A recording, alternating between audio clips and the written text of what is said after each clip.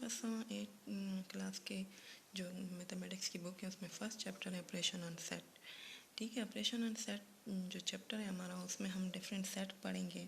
ठीक है, recognisation of set पढ़ेंगे, find subset of set, proper set and improper set, find proper power set of a set, AV5 commutative associative with respect to union intersection of verification of a distributive law, state and verify De Morgan law, demonstration of union intersection, ये सारी चीज़ें हम इस chapter में पढ़ेंगे। ठीक है, set के हम जूनियर क्लासेस में डिफिनीशन पढ़ चुके हैं। सेट हमारे पास होता क्या है? The collection of well defined and distinct object. The collection हमारा मतलब collection of well defined and distinct objects हमारा मुराद ये है कि हमारे पास एक सेट जो होता है उसमें हमारे पास डिफरेंट बॉडीज मतलब डिफरेंट एलिमेंट्स को हम रखते हैं। जैसे हमारे पास सेट ऑफ नेचुरल नंबर, ये हम जूनियर क्लासेस में पढ़ चुके हैं। Set of natural number, set of whole number, यहाँ पे सम इम्पॉर्टेंट सेट हमें गिवन है। तो इसमें set of natural number, set of whole number, set of integer, set of even number, set of odd number, set of prime number, set of rational number, set of subset भी हम पढ़ेंगे, proper subset, improper subset, power set, ये क्या होते हैं ये हम सारे पढ़ेंगे। अच्छा, हमारे पास जो नेचुरल नंबर का सेट है वो नेचुरल नंबर का सेट 1 से स्टार्ट होता है, ये इनफाइनाइट सेट है। सेट जितने भी होते हैं वो हमारे पास जो नंबर्स वाले सेट है वो हमारे पास इनफाइनाइट है, लेकिन जब हम इनके सबसेट लेते हैं वो हम या तो फाइनाइट लेते हैं या इनफाइनाइट लेते हैं। लेकिन बेसिकली जो सेट ऑफ नेचुरल नंबर है या होल नंबर है या जो सेट ऑफ इंटीजर है ये सारे हमारे पास इनफाइनाइट है। अच्छा, यहाँ पे हमारे पास सेट ऑफ नेचुरल नंबर 1 से स्टार्ट होता है अप टू सन। ठीक है, सेट ऑफ होल नंबर जो है वो हमारे पास 0 से स्टार्ट होता है, 0 1 2 3 अप टू सन। और सेट ऑफ इंटीजर जो है उसमें हमारे पास 0 plus minus 1 plus minus 1 plus minus 2 plus minus 3, ये हमारे पास सेट ऑफ इंटीजर्स है। उसके बाद हमारे पास है set of even number. Set of even number जो 2 पे डिवाइड होते हैं, मतलब कम्प्लीटली डिविजिबल बाय 2 हो उसको हम इवन नंबर्स कहते हैं। जो completely divisible not completely divisible by 2 उनको हम ऑड नंबर कहते हैं। और प्राइम नंबर हमारे पास वो नंबर होते हैं, प्राइम नंबर इंटीजर, वो भी हमारे पास इंटीजर्स होते हैं, लेकिन वो इंटीजर जो हमारे पास या मतलब उसके एक 1 इसका फैक्टर हो और ये दूसरा फैक्टर अपने आप का ये फैक्टर मीन्स एट सेल्फ का, तो वो हमारे पास प्राइम नंबर होते हैं। सेट ऑफ रेशनल नंबर जो है वो हम जो पी बाई क्यू के फॉर्म में लेके जाते हैं। यहाँ पे पी और क्यू जो है वो बिलोंग करते हैं सेट ऑफ इंटीजर से। ठीक है, they may be plus, they may be minus something, but Q जो है वो हमारे पास नॉट इक्वल टू 0 होगा। Why? Because when we divide p by 0 means if q is equal to 0 then this give us infinity. infinity means कि इसका जो solution set है वो एग्जिस्ट नहीं करता। सो रेशनल नंबर, इसमें हमारे पास दो कंसेप्ट होते हैं रेशनल नंबर में। एक होते हैं टर्मिनेटिंग, ठीक है, नॉन टर्मिनेटिंग और नॉन रिपीटिंग। या तो टर्मिनेट हो जाता है, जैसे 1/2 है वो हमने डिवाइड किया 0.2 आ गया, ये टर्मिनेट हो गया। ठीक है, ये अब फुली डिवाइड हो गया। लेकिन जो हमारे पास नॉन टर्मिनेटिंग है और वो हमारे पास क्या है कि मीन्स के 0.33 अप टू सन, वो हमें एक अनलिमिटेड नंबर से मीन्स ये रिपीट हो लेकिन एक सीक्वेंस में रिपीट हो, वो हमारे पास नॉन टर्मिनेटिंग होता है। सबसेट क्या होता है? जब हमारे पास यहाँ पे आप देख सकते हैं कि सबसेट हमारे पास अगर if set A is a subset of set B, if every element of set A is element of set B, for example A is equal to 1 2 3 1 to 4 and B is equal to 1 2 4 5 6, since every element of set A is present in set B, so set A is a subset of set B. This is the symbol which is used for subset. Clear? Okay, now guys we have a proper subset of set. Set A is said to be a proper subset of B if A is a subset of B, set B, and at least one element of set B is included in the set A. For example, means के हमारे पास अगर एक set है x y z, दूसरा है y v डब्ल्यू x y z, then A को हम इसका प्रॉपर सबसेट कहेंगे क्योंकि उसमें एक एलिमेंट एटलीस्ट उससे मीन्स के एटलीस्ट हमें पास हो सकता है एक से ज़्यादा भी हो इसमें, लेकिन देखिए ये ए सेट पूरा इसमें कंटेन करता है, लेकिन 2 एलिमेंट इसके ज़्यादा भी है। सो ये हमारे पास क्या है, A is a proper subset of B, ठीक है। अच्छा, उसके बाद improper this are a kind of subset, ठीक है। अच्छा, फिर उसके बाद हमारे पास एम प्रॉपर सबसेट आता है। एम प्रॉपर सबसेट में हमारे पास if A is a subset of B and A is equal to B, इसमें से इफ ये कंडीशन होती है कि ए हमारे पास बी के इक्वल होती है, then A is called the proper subset of B. For example if A is equal to this and B is equal to this, ये दोनों इक्वल है, ठीक है। 2 4 इसमें भी हमारे पास 2 4 6 है, इसमें भी हमारे पास 2 4 6 है, then A is a improper subset of B. अच्छा, उसके बाद हमारे पास पावर सेट आ जाता है। पावर सेट में हमारे पास the set of all possible subset of a given set is called power set of that set.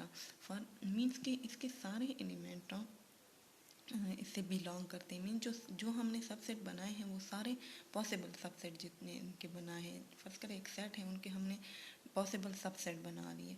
तो पॉसिबल सबसेट जब हमने बना लिए तो उसके बाद उनका जो पॉसिबल सबसेट इनके जितने भी हैं उनके जो सेट बनता है उसको हम पावर सेट कहते हैं। फॉर एग्जांपल हमारे पास एक सेट है, वो सेट हमारे पास ए बी सी है, ठीक है, लाइक दिस, ये वाला ए बी सी है। देन हमने इसके पॉसिबल सबसेट बनाए हैं 5 ए बी सी, ये बन सकते हैं, ठीक है। कितने बन रहे हैं यहाँ पे हमारे पास, एम्प्टी सेट जो है वो हमें ये पहले से क्लियर है कि एम्प्टी सेट हर सेट का सबसेट होता है, ठीक है। तो इनके सबसेट में हम एम्प्टी सेट लिखेंगे और एक ये सेट जो होगा इट सेल्फ, ये सेट वो खुद आएगा एक दफ़ा, ठीक है। We are empty set is this is 5 जो है वो हमारे पास किस चीज़ एम्प्टी सेट के लिए यूज़ हुआ है। So the proper power set of A can be written as, अब इनके जो सारे सबसेट हैं हमने इसको क्या कर लिया है, एक सेट में लिख लिया। सेट क्योंकि हम इससे डिनोट करते हैं कर्ली ब्रैकेट से, so P of A this is the notation for power set, इसको हमने लिख लिया which is equal to this. Now we have an example, example number 1। अच्छा, इसमें हमें कहें कि find the number of subset of the following sets. अब हमारे पास एक सेट है A is equal to set of empty set है, ठीक है। इसको हम कैसे फाइंड करते हैं, इसमें हमारे पास पी ऑफ ए जो है पावर सेट हमारे पास, क्योंकि ए की सेट है वो एम्प्टी सेट है वो हमने लिख लिया है, वो हमारे पास ये आ रहा है, ठीक है। तो number of element in this set is equal to, क्योंकि हमारे पास नंबर n जो है वो डिनोट कर रहा है नंबर ऑफ एलिमेंट, सो वो हमारे पास 0 है, एम्प्टी है तो इसमें नंबर ऑफ एलिमेंट नहीं है। अच्छा, ये हमारे पास एक फार्मूला है 2 पावर n, ठीक है। 2 पावर n हमारे पास एक फार्मूला है, इसको हम इस तरह लिखते हैं 2 पावर n, ठीक है। इसमें हमने जब 0 की n की जगह 0 पुट कर लिया तो हमारे पास जो क्या रहा है 2 पावर 0 आ रहा है, मीन्स के यहाँ पे हमारे पास पावर सेट सिर्फ एक ही आएगा। पावर जब 0 होता है हमारे पास तो वो हमारे पास 1 के इक्वल होता है, ठीक है। सो ये हमारे पास 1 की इक्वल है। सो इसमें जो हमारे पास पावर सेट कितने बनेंगे, वहाँ सिर्फ एक ही पावर सेट इसमें आएगा, वो हमारे पास एम्प्टी सेट होगा। The rest of example are like this. अच्छा, नाउ हम इसमें पढ़ेंगे ऑपरेशन ऑन सेट्स। हाँ, ऑपरेशन ऑन सेट जैसे हम एडिशन, सब्ट्रैक्शन, मल्टीप्लिकेशन, डिवीजन पढ़ते हैं, उसी टाइप के हमारे पास यूनियन, इंटरसेक्शन, डिफरेंस, मतलब union, intersection, subtraction, complement of set, ये हमारे पास सब किस चीज़ में आते हैं, ये हमारे पास सारे ऑपरेशन ऑन सेट है। तो फर्स्ट हमारे पास यहाँ पे जो है द यूनियन ऑफ सेट में हम सारे जो कॉमन दोनों सेट, जैसे फॉर एग्जांपल आपको 2 सेट दिए हैं, the union of 2 sets A and B is denoted by A union B, ये जो साइन आपको नज़र आ रहा है ये हमारे पास किस चीज़ का है, ये हमारे पास यूनियन का साइन है, ये हम यूनियन के लिए लिखते हैं। यूनियन के हमारे पास जो सिंपल डिफिनेशन है कि हमारे पास जब 2 सेट होते हैं ए और बी, उनका हम यूनियन कैसे लेते हैं, X such that x belongs to A और एक्स बिलोंग्स टू, मीन्स के फॉर एग्जांपल आपके पास ए सेट है एक ए बी सी डी, और बी जो है वो आपके पास B C D E F है, और इनका जब हम यूनियन लेंगे तो इनके एलिमेंट हम कंबाइनली लिख लेंगे, चाहे वो हमारे पास इस सेट में हो या इस सेट में हो। अगर दोनों में हो फिर हम इसको एक दफ़ा लिखेंगे। सो हमने इन दोनों को लिख लिया है, हमारे पास ये आ गया, ठीक है। यहाँ पे हमारे पास ए बी सी डी है, यहाँ B C D E F है, तो ए हमने एक दफ़ा लिख लिया, ए हमारे पास सिर्फ इस सेट में है, लेकिन फिर हमने वो एक दफ़ा लिख दिया, ठीक है। और बी जो है वो हमारे पास क्योंकि दोनों सेट में बिलोंग करता है, फिर भी हम इसको लिखेंगे, लेकिन एक time repetition are not allowed in set, okay. So union इस तरह हम लेते हैं। और इंटरसेक्शन जो है वो हमारे पास इंटरसेक्शन सेम, अगर इंटरसेक्शन के लिए ये सिंबल यूज़ होता है हमारे पास ए इंटरसेक्शन बी, हम किस तरह लेंगे, x such that x belongs to A and x belongs to B. Intersection के लिए ये मस्ट है कि वो हमारे पास दोनों सेट में वो एलिमेंट जो है वो दोनों सेट से बिलोंग करेगा, तभी हम उसको आंसर में लिख सकते हैं। एग्जाम्पल यहाँ आपको गिवन है, जैसे ये दो सेट दिए हैं A B C D and B C D E F, intersection भी हमारे पास बी सी डी आएगा।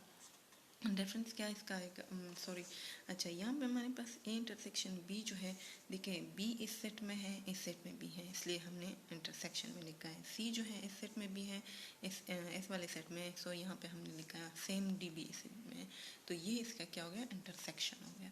यहाँ पे आपके पास जो डिफरेंस ऑफ सेट है, वो जब हमारे पास difference of set A and B are denoted by this, हम इस तरह इसको डिनोट करते हैं, ठीक है।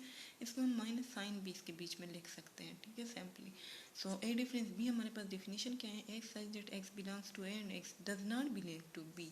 अच्छा, आपके पास एक सेट है A B C D and ये है आपके पास B C D E F. अब जब हम ये ए डिफरेंस बी फाइंड करेंगे, तो जो एलिमेंट बी के जो एलिमेंट ए में है वो हम नहीं लिखेंगे, वो सब्ट्रैक्ट हो जाएंगे, एक दूसरे के साथ कैंसिल हो जाएंगे, लेकिन जो द रेस्ट ऑफ एलिमेंट है वो हम इसके सेट में लिखेंगे। अब देखिए यहाँ पे ए सिर्फ ऐसा एलिमेंट है जो यहाँ पे हमारे पास रह जाता है, बाकी बी एस में है तो वो हम नहीं लिखेंगे, सी एस में है वो नहीं लिखेंगे, डी है तो वो भी नहीं लिखेंगे। हमारे पास ए और माइनस बी जो है वो हमारे पास क्या आएगा, ए डिफरेंस बी हमारे पास सिर्फ ए सेट आएगा। लेकिन अगर हम इसको रिवर्स करें, वाइस वर्सा ले, तो हम इस बी सेट से ए माइनस करेंगे, तो बी में ये बी है यहाँ से चला जाएगा, ठीक है, क्योंकि इसमें भी बी है, ए में भी बी है, और डी सी भी चला जाएगा, तो हमारे पास डी भी है वो भी हम नहीं लिखेंगे, तो ई एफ हमारे पास क्या हो जाएगा, इसका आंसर हो जाएगा। क्लियर है। अच्छा, इसके बाद यहाँ पे एक इम्पॉर्टेंट नोट दिया है कि ये हमारे पास कभी भी सेम नहीं होते, because commutative law does not hold subtraction या डिफरेंस, ठीक है, कम्यूटेटिव लॉ होल्ड नहीं होती। सो ए डिफरेंस बी और बी डिफरेंस ए जो है वो कभी भी मतलब सेम नहीं आते।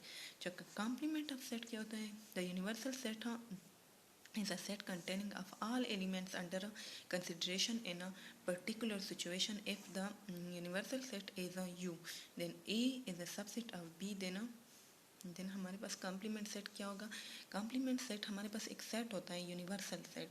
यूनिवर्सल सेट एक यूनिवर्सल सेट होता है, उसमें एक बड़ा सेट हमें गिवन होता है, उसके लिए हमारे पास एक दूसरा सेट होता है, जैसे यहाँ पे आपको एग्जांपल में दिया है यूनिवर्सल सेट है आपके पास 1 से 5 तक है, ए सेट जो है वो आपको दिया है 4 और 5। सो जब हम इसका कॉम्प्लीमेंट फाइंड करेंगे, कॉम्प्लीमेंट हम इन दोनों फॉर्म में डिनोट कर सकते हैं, आपको नज़र आ रहा होगा। ए कॉम्प्लीमेंट इस तरह डैश से भी डिनोट कर सकते हैं, इस तरह हम ए पावर सी से भी कर सकते हैं, ऊपर छोटा सी हम इस पर लिख देते हैं, ठीक है। अच्छा, इसका हम U difference A U minus A करेंगे कॉम्प्लीमेंट सेट के लिए, ठीक है।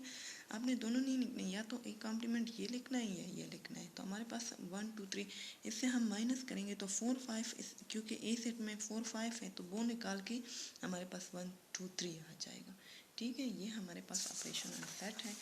इनके डिफरेंट एग्जांपल है, क्वेश्चन एक्सरसाइज में अब हम करेंगे, ठीक है। यहाँ पे आपको दिया है verification of commutative and associative law with respect to union. Commutative law हमने पढ़ा है, commutative law with respect to union of union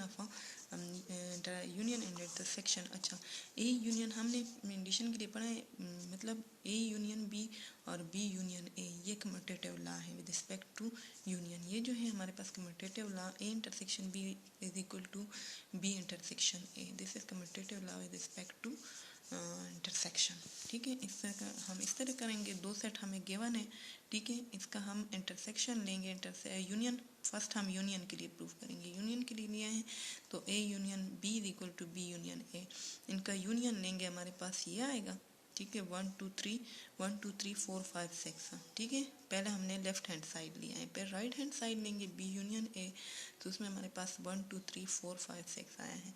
तो ये दोनों साइड अब हम चेक करेंगे कि left hand side right hand side की इक्वल आया है कि नहीं। You can see that left hand side is equal to right hand side, so that is prove that commutative property is whole in a union।